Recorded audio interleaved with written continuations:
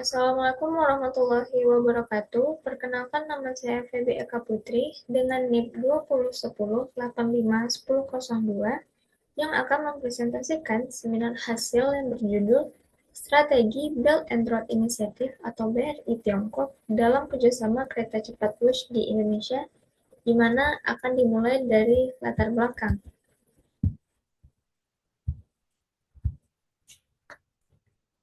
Asia Tenggara menjadi arena persaingan geoekonomi antara Tiongkok dan Jepang, terutama melalui investasi infrastruktur strategis Jepang, di mana menggunakan program ODA untuk menekankan keberlanjutan teknologi tinggi yang telah lama menjadi mitra utama di kawasan ASEAN.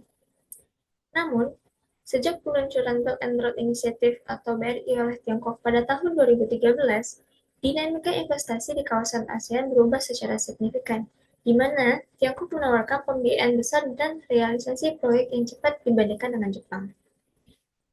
Salah satu proyek realisasi Tiongkok yang memiliki investasi besar di kawasan ASEAN yaitu proyek kereta cepat Wush di Indonesia, di mana proyek kereta cepat ini merupakan kereta cepat pertama di Asia Tenggara dan sekaligus menjadi simbol geoekonomi Tiongkok melalui kebijakan investasi, khususnya dalam foreign direct investment, di mana foreign direct investment ini juga menggunakan pinjaman dari Bank Pembangunan Tiongkok, yaitu China Development Bank.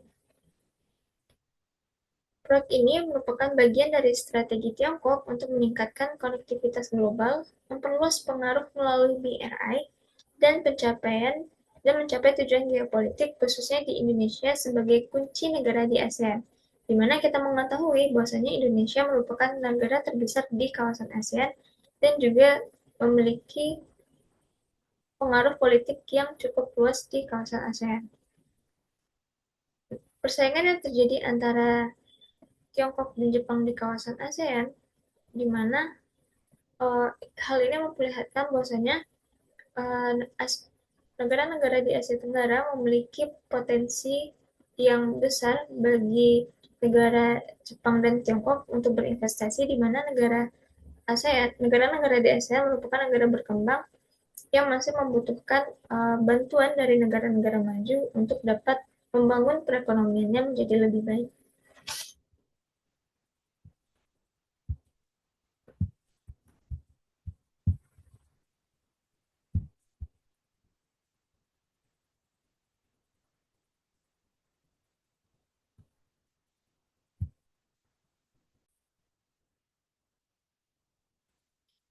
Adapun rumusan masalah dalam penelitian ini yaitu pembangunan infrastruktur di kawasan Asia Tenggara didominasi oleh Jepang, di mana Jepang telah berkontribusi dalam pembangunan di kawasan Asia Tenggara sejak akhir Perang Dunia Kedua melalui ODA atau Official Development Assistance. Sementara itu, Tiongkok mulai masif melakukan pendanaan dan pembangunan infrastruktur semenjak munculnya program BRI pada tahun 2013. Persaingan kedua negara ini terlihat dalam proyek kereta cepat Wush yang merupakan kereta cepat pertama di kawasan Asia Tenggara. Proyek kereta cepat Wush ini juga mempresentasikan pengaruh negara yang membuatnya, di mana proyek kereta cepat Wush ini merupakan lambang dari pembangunan teknologi yang ada di kawasan Asia Tenggara.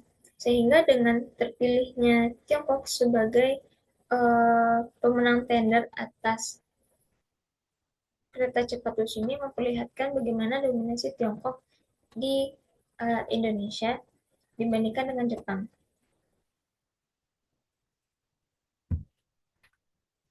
Adapun pertanyaan penelitian dalam penelitian ini yaitu apa strategi Belt and Road Initiative atau BRI Tiongkok dalam kerjasama kereta cepat Wush di Indonesia. Dan adapun tujuan penelitian ini yaitu untuk melihat apa strategi yang digunakan oleh Tiongkok dalam kerjasama kereta cepat Wush di Indonesia. Adapun kerangka konseptual yang digunakan dalam penelitian ini yang pertama yaitu menggunakan teori geoekonomi.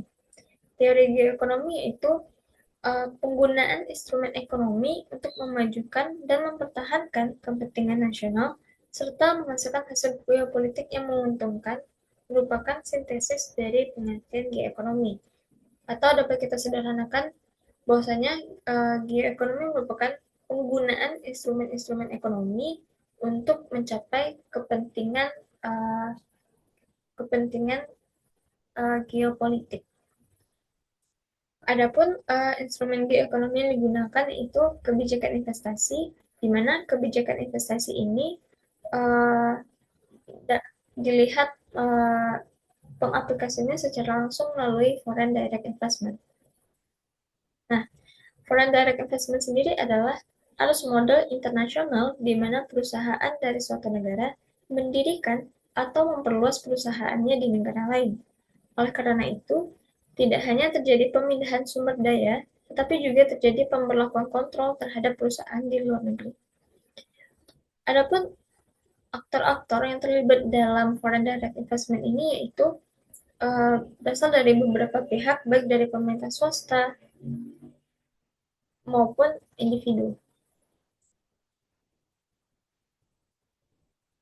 Sehingga dapat kita lihat bahwasanya terdapat 5 aktor yang terlibat dalam FDI menurut Sornaraja, yaitu multinational corporation, kemudian state corporation, international institution, non-governmental organization, serta sovereign wealth fund. Adapun bentuk foreign direct investment yaitu terbagi menjadi 3, yaitu investasi greenfield, merger and acquisition, dan joint venture. Nah, dalam penelitian ini, peneliti akan menggunakan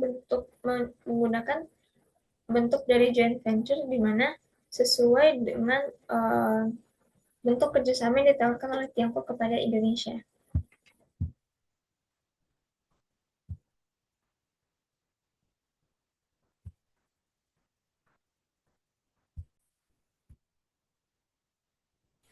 Selanjutnya, bab 2 yaitu persaingan geoekonomi Tiongkok dengan Jepang di kawasan Asia Tenggara.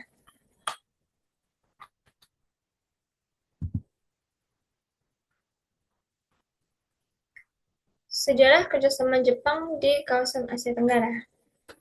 Kerjasama antara Jepang dan negara-negara di Asia Tenggara sudah dimulai setelah berakhirnya Perang Dunia Kedua, di mana Jepang melakukan negosiasi reparasi untuk memberikan bantuan ekonomi kepada negara-negara di kawasan Asia Tenggara, di mana bentuk bantuan ekonomi ini juga dikenal dengan ODA atau Official Development Assistance untuk menstabilkan ekonomi nasional di kawasan Asia Tenggara sejak tahun 1960-an. Negosiasi reparasi ini sendiri merupakan bentuk pertanggungjawaban dari Jepang, yaitu ganti rugi yang dilakukan oleh Jepang terhadap negara-negara di kawasan Asia Tenggara. Selain itu, Jepang juga mengeluarkan doktrin Fukuda untuk membantu negara-negara di kawasan Asia Tenggara. Hal ini tidak dapat doktrin ini dikeluarkan dikarenakan masih banyak negara-negara di kawasan Asia Tenggara yang cukup merasa trauma menerima Jepang kembali karena kita mengetahui bersama bahwasanya Jepang merupakan penjajah di kawasan Asia Tenggara sebelum berakhirnya Perang Dunia Kedua. Doktrin Fukuda ini sendiri membantu negara-negara di kawasan Asia Tenggara untuk meningkatkan perekonomian mereka, salah satunya dengan membangun perusahaan-perusahaan manufaktur di kawasan Asia Tenggara. Beberapa perusahaan-perusahaan manufaktur yang didirikan Jepang di kawasan Asia Tenggara yaitu meliputi di sektor transportasi, elektronik, bahkan bahan kimia. Adapun beberapa perusahaan manufaktur besar yang membuat industri di kawasan Asia Tenggara yaitu produk Toyota, Nissan, dan Hino, di mana produk-produk ini berdiri di Thailand untuk memproduksi bagian-bagian dari otomotif. Pada slide ini kita melihat bahwasanya dari tahun ke tahun investasi luar negeri Jepang di kawasan ASEAN meningkat secara signifikan secara terus-menerus. Dan pada slide selanjutnya kita melihat bahwasanya terdapat penerimaan FDI dari Jepang ke ASEAN berdasarkan industri pada tahun 2012 sampai dengan 2020 banyak berfokus kepada sektor finansial dan manufaktur, di mana kedua sektor ini merupakan uh, uh, peng, uh, pengeluaran dana yang paling besar yang dilakukan oleh ASEAN yang dilakukan oleh Jepang di kawasan Asia Tenggara. Selanjutnya, sejarah kerjasama Tiongkok di kawasan Asia Tenggara atau ASEAN. Dibandingkan dengan Jepang, hubungan antara Tiongkok dan negara-negara di kawasan Asia Tenggara berlangsung semenjak tahun 1991. Dan kemudian, eh, hubungan ini mulai meningkat atau dikarenakan adanya ketertarikan Tiongkok pada tahun 2002 dalam pembentukan perjanjian Free Trade Area. Dan kemudian ini diperkuat pada tahun 2013 di mana Presiden Xi Jinping mengeluarkan program Belt and Road Initiative, di mana program Belt and Road Initiative ini berfokus kepada pembangunan infrastruktur global untuk meningkatkan konektivitas regional antara China dan negara-negara yang dilalui oleh jalur sutra. Nah, adapun jalur sutra yang termasuk ke dalam BRI dapat kita lihat pada gambar di samping. Terlihat bahwasanya Indonesia masuk ke dalam jalur sutra yang dibuat oleh Tiongkok.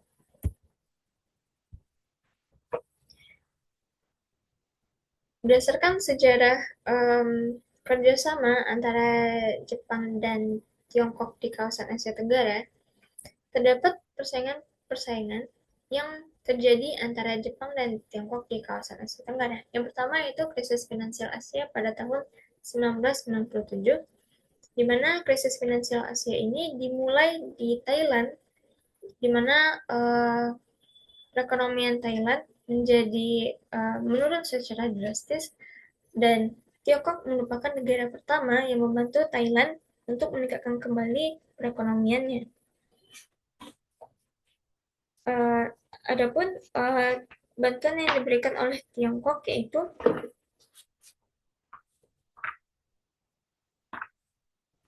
Tiongkok memberikan dana atau bantuan kepada Thailand sebanyak 4 miliar dolar Amerika Serikat melalui program bantuan IMF dan saluran bilateral lainnya. Dan juga Tiongkok menawarkan bantuan medis kepada Indonesia dan negara-negara lain yang terdampak terhadap krisis finansial Asia tersebut. Adapun Jepang melakukan bantuan juga kepada Thailand dan negara-negara yang mengalami krisis finansial Asia pada tahun 1997 dengan membentuk New Miyazawa Initiative, di mana menjanjikan bantuan senilai 30 miliar dolar Amerika Serikat bagi negara-negara di Asia Tenggara pada tahun 1998. Hal ini bantuan yang diberikan oleh Jepang ini merupakan bentuk dari persaingan yang dilakukan oleh Jepang, di mana Tiongkok mengulurkan tangan pertama kali kepada negara-negara yang terdampak krisis finansial Asia pada tahun 1997. Tidak hanya pada krisis finansial Asia, persaingan antara Jepang dan Tiongkok ini juga terlihat dalam pembentukan perjanjian perdagangan bebas atau Free Trade Agreement, di mana lagi-lagi Tiongkok menjadi pelopor utama dalam Free Trade Agreement dibandingkan dengan Jepang. Pada tahun 2002, Tiongkok melakukan perjanjian penandatanganan kerjasama perdagangan bebas atau dikenal dengan ASEAN China Free Trade Area atau AC atau singkat dengan ACFTA pada tahun 2002, di mana perdagangan bebas ini membantu Tiongkok untuk mengekspor barang-barangnya tanpa adanya tarif atau pajak kepada ke negara-negara yang ada di ASEAN. Melihat hal ini, Jepang tidak tinggal diam. Jepang juga membentuk perjanjian perdagangan bebas dengan ASEAN yang dikenal dengan ASEAN-Japan Comprehensive Economic Partnership atau AJCEP pada tahun 2008. Ini pembentukan yang dilakukan Jepang ini memperlihatkan bahwasanya Jepang tidak menginginkan posisinya tergantikan oleh Tiongkok, di mana Jepang sendiri telah menjadi aktor utama dalam pembangunan negara-negara di Asia Tenggara. Selanjutnya, persaingan Jepang dan Tiongkok dapat terlihat juga dalam pembangunan infrastruktur di kawasan Asia Tenggara. Sebagaimana yang kita ketahui bahwasanya BRI atau Belt and Road Initiative yang dikeluarkan oleh Tiongkok pada tahun 2013 merupakan suatu bentuk program ambisius yang dikeluarkan oleh Tiongkok dalam pembangunan infrastruktur di negara-negara berkembang. Tidak terkecuali pada pembangunan infrastruktur seperti kereta cepat, jalan tol, pelabuhan maupun bandara yang merupakan pembangunan di sektor-sektor strategis. Selain itu, dengan dikeluarkannya BRI, pemerintah Tiongkok juga mengeluarkan dana yang besar secara besar-besaran, investasi besar-besaran kepada negara-negara di kawasan Asia Tenggara, di mana dana-dana ini dikeluarkan melalui Bank Pembangunan Tiongkok.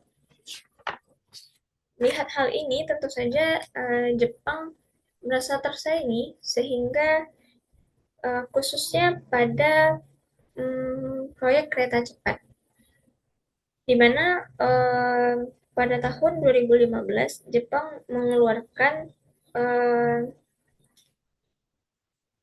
program mereka, yaitu Partnership for Quality Infrastructure atau PQI, di mana ini merupakan bentuk dari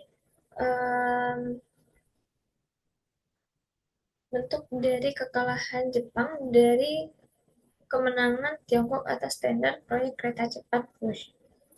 Hal ini dikarenakan penawaran yang diberikan oleh Jepang tidak sesuai atau dapat dikalahkan oleh Tiongkok, di mana Tiongkok merupakan negara yang baru saja meningkatkan kehadirannya di kawasan Asia Tenggara. Selain membuat program Partnership for Quality Infrastructure, Jepang juga merevisi sistem ODA terkait pembangunan infrastruktur. Yang pertama, pemerintah merevisi prosedur pinjaman yen untuk mengurangi jangka waktu yang diperlukan untuk proses terkait pemerintah, di mana paling lama 1,5 tahun untuk proyek-proyek penting. Kedua, pemerintah memutuskan untuk membebaskan jaminan pemerintah dalam memberikan pinjaman yen secara langsung kepada negara-negara berkembang.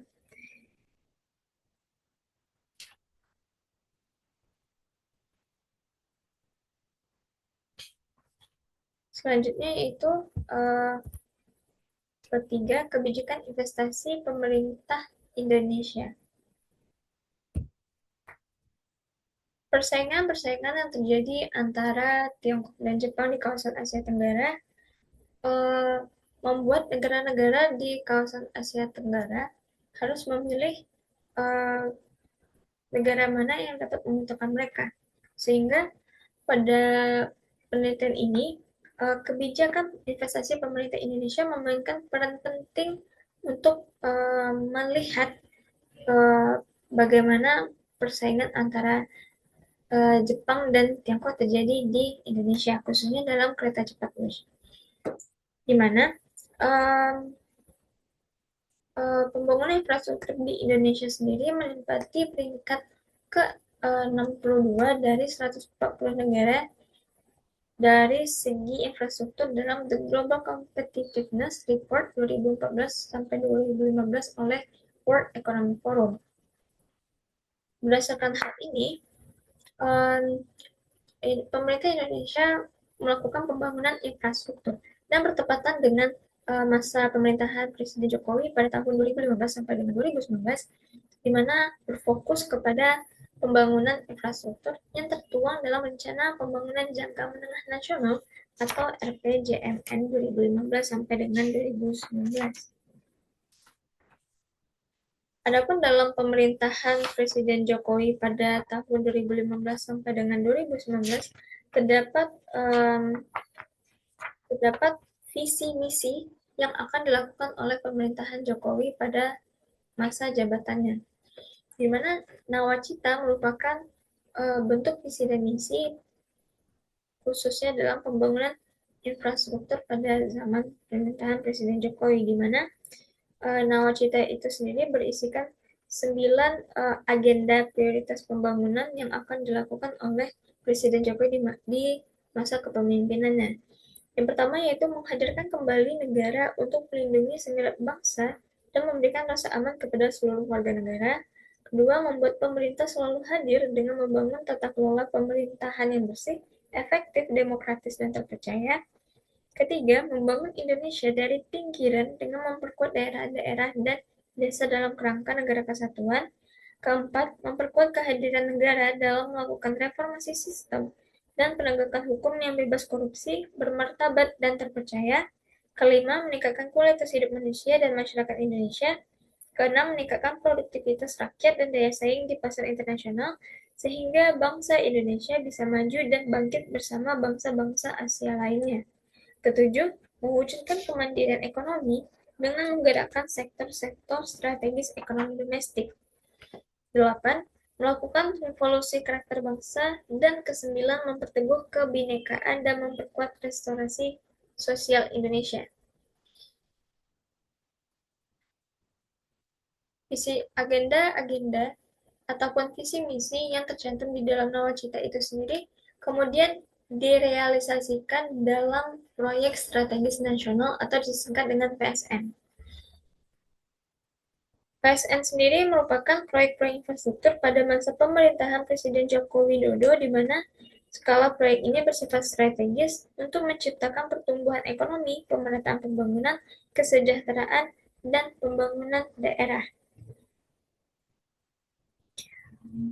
Melalui proyek strategis nasional atau PSN yang diluncurkan pada tahun 2016, pemerintah berupaya untuk mendorong investasi besar-besaran dalam sektor infrastruktur, baik melalui anggaran negara maupun kerjasama dengan sektor swasta. Adapun proyek-proyek yang menjadi skala prioritas dalam masa kepemimpinan Presiden Joko Widodo tercantum dalam Peraturan Presiden atau Perpres nomor 3 tahun 2016, di mana di sana mencakup bagaimana proyek-proyek strategis nasional tersebut dapat terrealisasi dan bagaimana kebijakan investasi Indonesia untuk negara-negara ataupun investor asing yang berinvestasi di Indonesia. Tidak hanya itu, pemerintah Indonesia juga membuat paket kebijakan ekonomi, di mana paket kebijakan ekonomi ini merupakan serangkaian langkah dan tindakan yang dirancang dan diimplementasikan oleh pemerintah untuk mencapai tujuan tertentu dalam bidang ekonomi. Adapun paket kebijakan ekonomi jilid 2 berfokus kepada kebijakan investasi ataupun kemudahan-kemudahan investasi yang diberikan Indonesia kepada para investor. Di mana pengurusan tax allowance bagi investor asing hanya dapat dilakukan selama 25 hari dan tax holiday maksimum 45 hari setelah semua persyaratan terpenuhi. Yang artinya pengurusan administrasi ataupun birokrasi yang dilakukan oleh para investor untuk berinvestasi di Indonesia cenderung lebih singkat dibandingkan dengan peraturan pada periode sebelumnya. Dan juga adapun perampungan izin sektor kehutanan, di mana yang semula 14 izin menjadi 6 izin.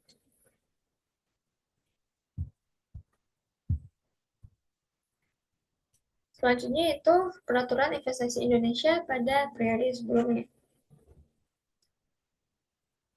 Pada periode sebelumnya, yaitu pada masa pemerintahan Presiden Susilo Bambang Yudhoyono, Presiden SBY mengeluarkan Undang-Undang Nomor 23 Tahun 2007 tentang penanaman modal asing, di mana sebenarnya dalam pemerintahan Presiden Joko Widodo peraturan ini tetap digunakan, namun dilakukan peningkatan, di mana Presiden Jokowi kemudian mengeluarkan PSN yang dimana di dalamnya terdapat kemudahan-kemudahan yang diberikan kepada para investor untuk berinvestasi di Indonesia. Adapun pada tahun 2007 terkait dengan penanaman modal asing disebutkan bahwasanya dalam melakukan penanaman modal asing, para investor harus mempertimbangkan penggunaan tenaga kerja lokal yaitu itu warga negara Indonesia, namun tetap diperbolehkan untuk membawa tenaga ahli dari negara asal. Kemudian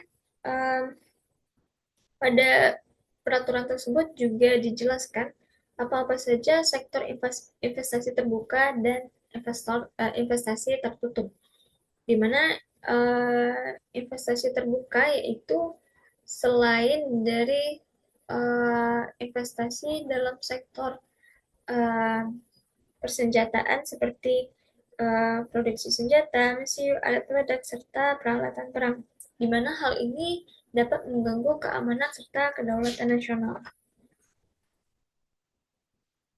Untuk mempermudah atau menarik para investor asing berinvestasi di Indonesia, pada masa pemerintahan SBY kemudian dikeluarkan Master Plan Percepatan dan Perluasan Rencana Pembangunan Indonesia, Pembangunan Ekonomi Indonesia atau dikenal dengan MP3EI 2011 sampai dengan 2025.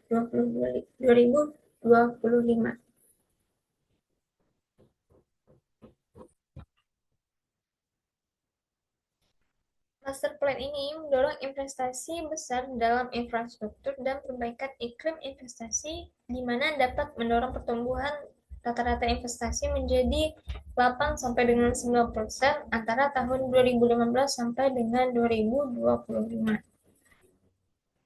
Adapun proyek-proyek infrastruktur yang terdapat di dalam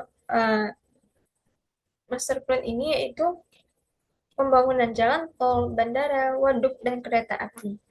Dan bahkan kereta cepat Jakarta-Bandung juga termasuk ke dalam bagian dari Master Plan ini.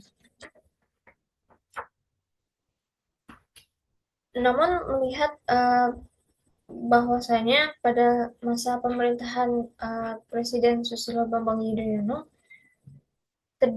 masih banyak terdapat proyek-proyek yang mangkrak ataupun tidak selesai pembangunannya pada masa pemerintahan SBY, di mana hal ini sebagian besar berasal dari pengadaan ataupun pengadaan lahan ataupun pembebasan lahan yang dilakukan oleh pemerintah.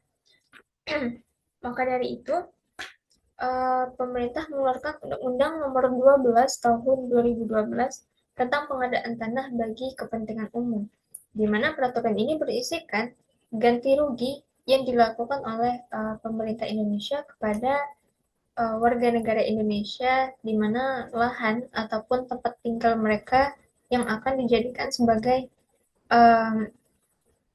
tempat untuk pembangunan ataupun pembangunan infrastruktur bagi kepentingan umum.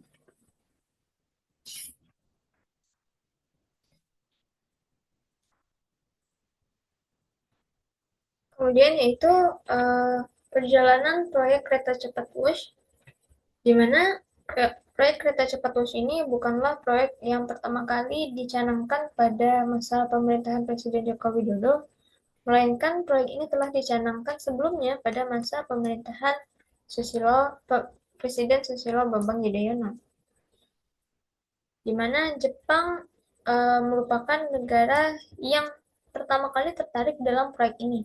Sehingga pada tahun 2011 Jepang melakukan studi kelayakan, di mana menghabiskan sebanyak 4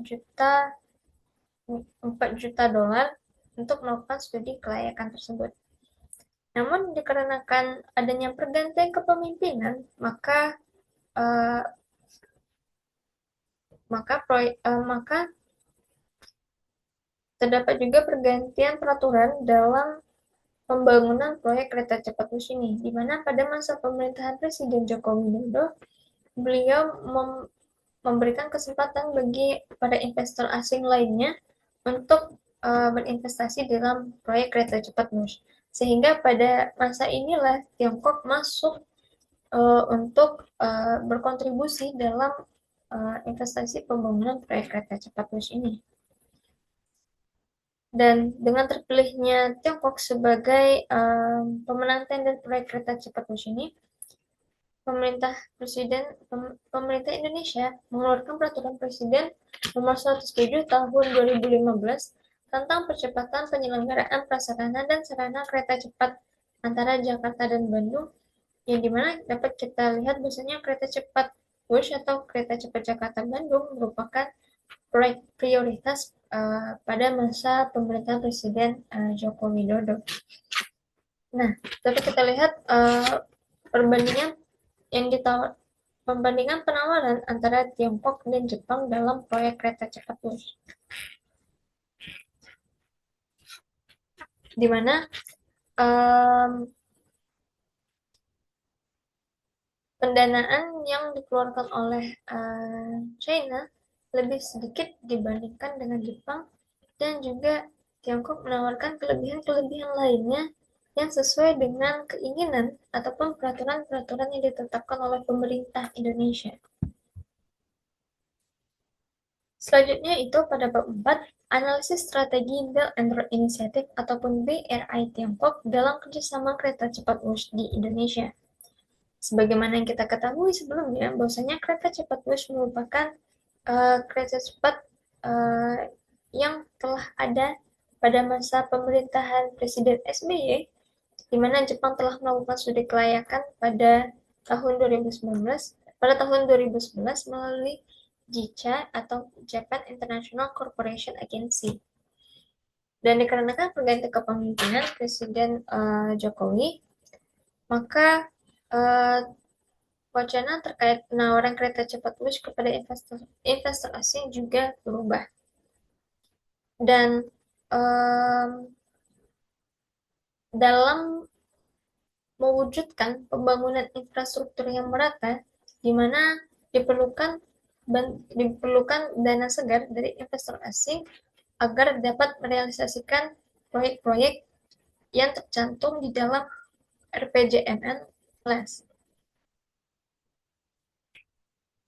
Pada awal masa kepemimpinannya, Presiden Jokowi melakukan kunjungan ke Beijing pada tanggal 25 sampai dengan 27 Maret 2015, di mana pada periode ini Presiden Jokowi berdiskusi dengan Presiden Xi Jinping yang menghasilkan 8 MOU ataupun Memorandum of Understanding, di mana salah satunya MOU tersebut berfokus kepada komitmen Tiongkok dalam proyek kereta cepat Wush, di mana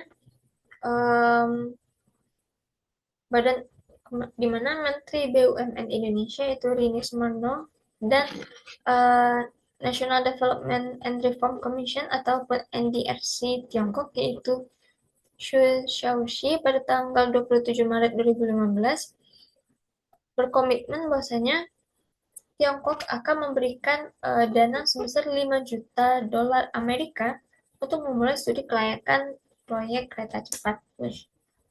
Hal ini merupakan tahap awal dari masuknya investasi Tiongkok di Indonesia melalui kereta cepat Wush.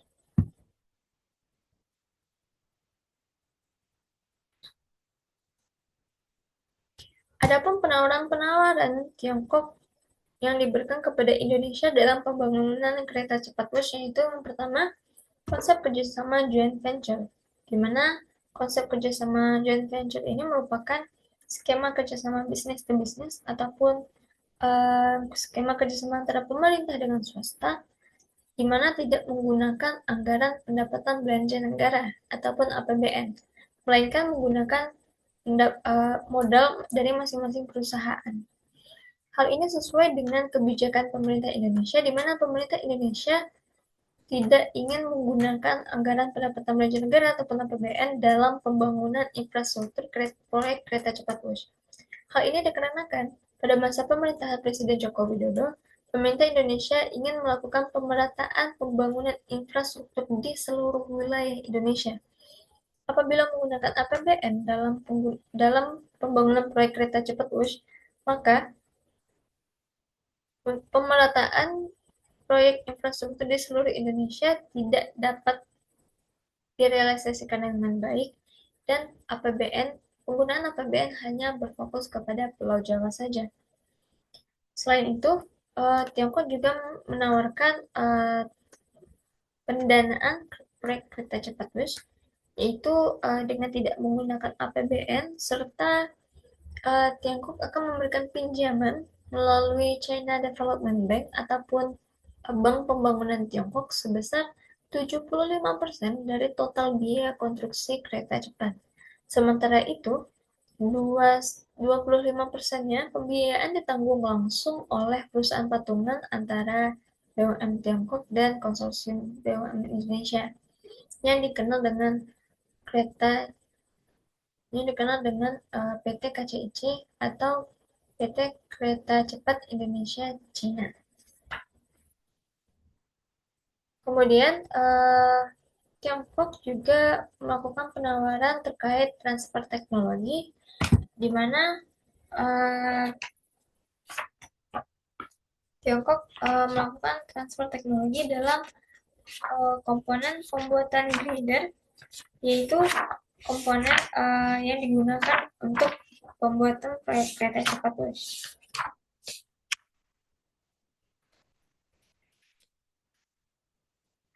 Di mana komponen pembuatan grider yaitu dalam pembuatan komponen grider, proses konstruksi kereta cepat bus ini menggunakan metode cast in situ untuk membuat full span girder. Metode ini merupakan teknik pengecoran secara langsung di titik proyek, sehingga proyek ini mempunyai fleksibilitas jika dibandingkan dengan metode precast yang seringkali diterapkan di Indonesia. Kemudian pengerjaan pada casting yard yaitu pengerjaan yang menjadi tempat pembuatan girder box, di mana pada pengerjaan casting yard ini pemerintah Tiongkok tidak secara langsung melakukan alih teknologi, tetapi pemerintah Tiongkok melakukan alih pengetahuan kepada PT Wika sebagai satu-satunya kontraktor lokal dalam proyek kereta cepat bus. Selanjutnya itu pengerjaan slab track, yaitu bantalan rel kereta yang berbentuk pelat dan berfungsi meneruskan beban dari atas tanah secara merata. Proyek ini melibatkan pekerja lokal dari PT Wijaya Karya yang telah mendapatkan training dan pengarahan secara langsung dari PT Sinohydro, yaitu perusahaan BUMN yang berasal dari Tiongkok. Tidak hanya itu, Tiongkok juga memberikan pelatihan tenaga kerja kepada warga negara Indonesia, di mana Tiongkok melakukan pelatihan masinis kepada warga negara Indonesia, di mana Tiongkok akan memberikan pelatihan masinis kepada warga negara Indonesia serta memberikan lisensi masinis yang sesuai dengan lisensi dari Kementerian Perhubungan terkait pengalaman kerja sebagai masinis kereta konvensional, kesehatan, dan terkait dengan usia. Sehingga dapat dikatakan penawaran-penawaran yang diberikan oleh Tiongkok kepada Indonesia merupakan suatu bentuk ataupun cara bagaimana Tiongkok terpilih dalam proyek kereta cepat bus, atau dapat dikatakan ini merupakan strategi BRI Tiongkok untuk memenangkan proyek kereta cepat bus. Selanjutnya itu keuntungan yang didapatkan Tiongkok sebagai pemenang tender proyek kereta cepat bus, yaitu Tiongkok dapat mempromosikan teknologi kereta cepatnya, di mana proyek kereta cepat itu sendiri merupakan ajang promosi bagi Tiongkok dalam mempromosikan kereta cepatnya, di mana Tiongkok mampu menawarkan teknologi pembangunan kereta cepat yang tidak kalah menarik dari tawaran Jepang, yang dimana Jepang merupakan salah satu mitra lama bagi Indonesia dalam pembangunan kereta api di Indonesia. Dengan masuknya Tiongkok dalam penawaran kereta cepat musimnya memperlihatkan bahwasanya Tiongkok berusaha untuk mengalahkan kompetitornya yakni Jepang dalam proyek kereta api di Indonesia. Selanjutnya yaitu keuntungan lainnya, Tiongkok memiliki kontrol aset jangka panjang, di mana uh, kita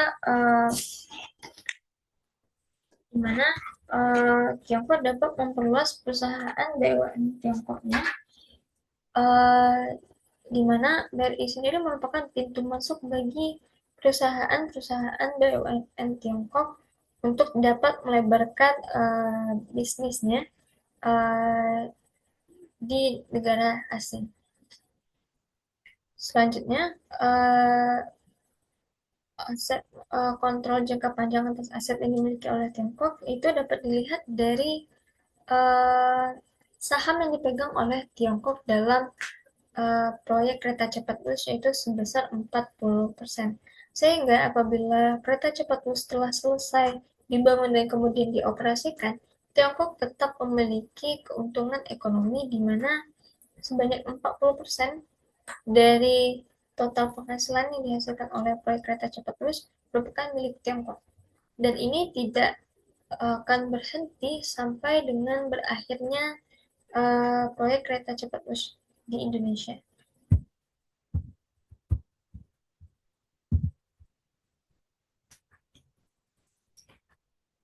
Kemudian investasi sebagai strategi ekonomi Tiongkok untuk memperkuat pengaruhnya di Indonesia.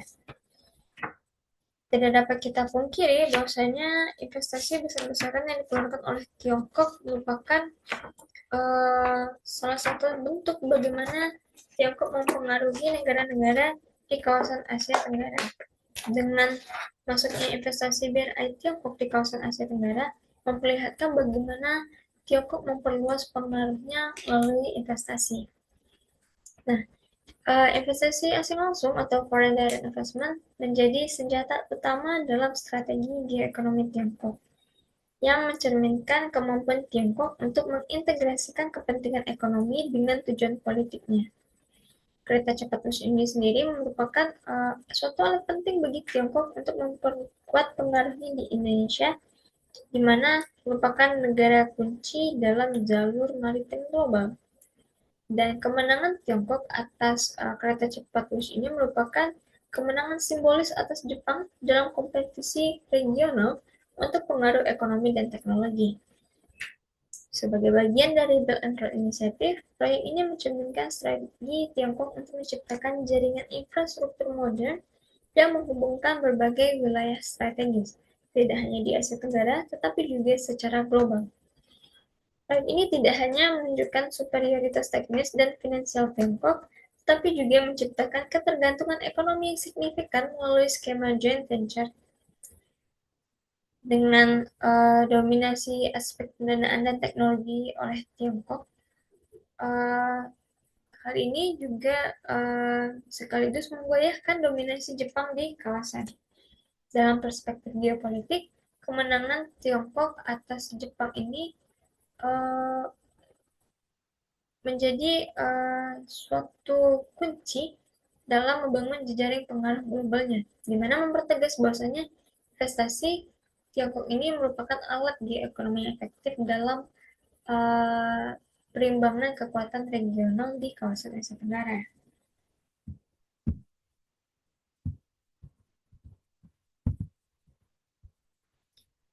Selanjutnya itu penutup. Kesimpulannya yaitu uh,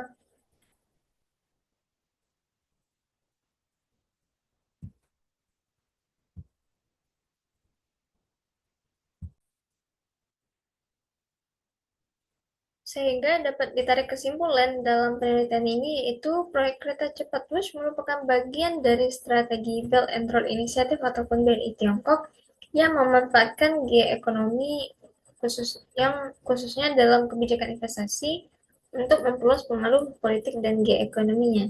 Dengan skema joint venture yang didukung pendanaan dari China Development Bank, Tiongkok memperoleh aset strategis di Indonesia dan mengungguli Jepang sebagai mitra infrastruktur utama di kawasan Asia Tenggara sebelum adanya Tiongkok.